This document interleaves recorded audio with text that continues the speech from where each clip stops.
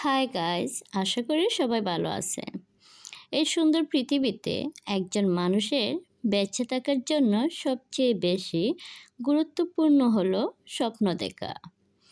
একবার চিন্তা করে দেখুন, যে মানুষটি আজ বেঁচে আছে সে কোনো না কোনোভাবে একটি বা একাধিক স্বপ্নকে সামনে রেখে বেঁচে আছে।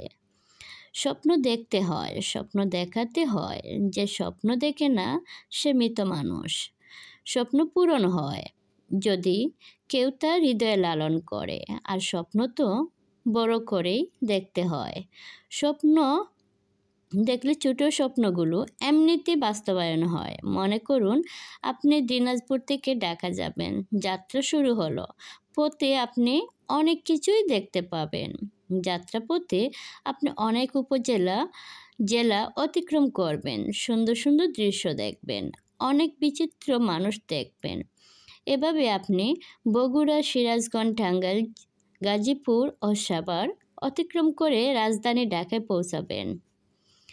যদি আপনি বগুড়া পর্যন্ত যেতেন তাহলে আপনার ঢাকা শহরে পৌঁছানো সম্ভব হতো না। ঢাকা আসার কারণে আপনি পথে যা দেখছেন তা বোনাস পেয়েছেন। বড় স্বপ্ন দেখার মজাই এটি। গুরুত্বপূর্ণ বিষয় হচ্ছে স্বপ্ন কথাগুলো মানুষকে বলতে হয়। এতে লাভ কী? স্বপ্ন কথা মানুষকে বললে তার বাস্তবায়ন সহজ হয়। কীভাবে? আপনি যখন আপনার স্বপ্নের কথা কাউকে বলবেন, তখন আপনার জীবনে দুটি ঘটনা ঘটবে। দেখবেন কেউ আপনাকে ও আপনার স্বপ্ন নিয়ে ঠাট্টা তামাশা করছে। তারা আপনাকে বলতে পারে, এটি তোমার দ্বারা সম্ভব নয়।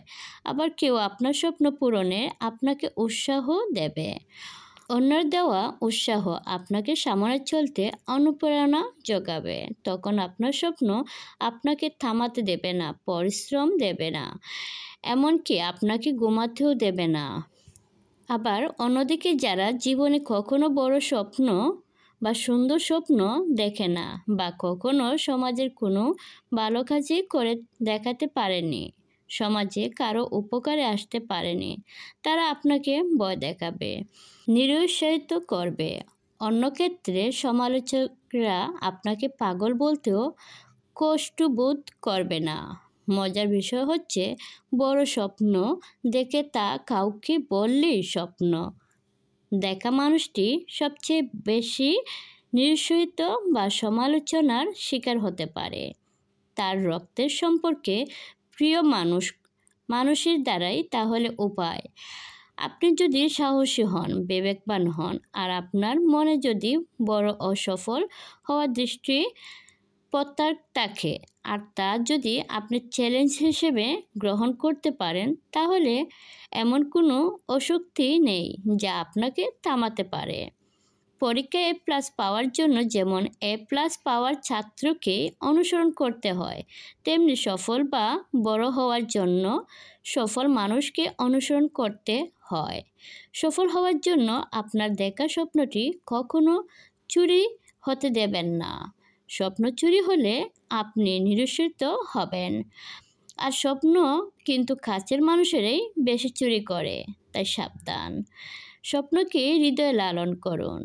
আপনার স্বপ্নের গাছটিকে জীবিত রাখুন। আর স্বপ্নের গাছটিকে জীবিত রাখতে তাতে প্রতিদিন নিয়ম মেনে পানি ঢালুন। দেখবেন একসময় আপনার স্বপ্নের গাছের সুন্দর পাতাসহ রঙিন ফুল ফুটেছে বা ফুটবে, তাতে রঙিন প্রজাপতি আসবে, স্বপ্নের গাছে ফল ধরবে, আর ফলটি সুমিষ্টি হবে, ঠিক আপনি যেমনটি চেয়েছিলেন। ভিডিওটি যদি আপনাদের কাছে ভালো লাগে, অবশ্যই লাইক, কমেন্ট, শেয়ার করতে ভুলবেন না। ধন্যবাদ সবাইকে।